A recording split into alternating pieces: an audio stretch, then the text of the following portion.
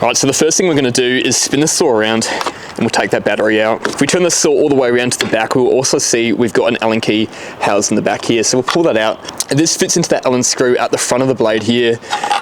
We're going to put that in. All that's going to do right now is spin that blade around. It's not going to loosen it. To loosen it, we have to lock that blade in place. And we've got this little button at the front of the saw here, and I'm going to push that down, hold that in place. When I press it in, it's not going to go in all the way. I've got to wiggle this around, and you can hear that went in all the way now.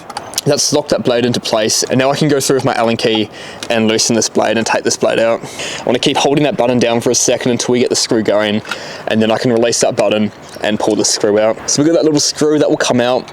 We've also got this O-ring sitting on the blade, and we'll pull that out as well and put it down next to the screw. With that done, I can pull the saw guard up and carefully lift up that saw blade and pull it out. Now, depending on the new blade you have, some blades have a different size hole in the middle of the blade.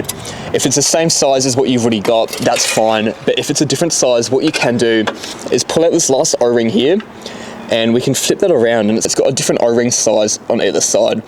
So you can spin that around to suit different types of blades. For now, I'm going to use the same blade, so I'm going to put that back in the way it was. With every blade you get, you also have one side like this, which has no markings, no writing on it at all. And the other side's going to have writing, the brand's name, a few key features on it. You can see this is mostly rubbed off, but we always want the side with writing on it to be facing out so that you can see it. It's important that we do it this way so that the teeth of the blade are going the right way to cut the timber. I'm going to sit that in place, reverse the process by putting this O-ring back on. I'll then get the screw, and I can let that saw guard go back in and start screwing up. That O-ring, the blade, everything should kick into place, and it should not move back and forth like that. If it's moving like that, you've got it wrong. I'm going to sit that back in place, tighten that off, and once again we'll get the Allen key to continue tightening it. Now once that screw's screwed all the way in and your blade's spinning like this, you are definitely not done. You need to do that same thing and push back this button at the front.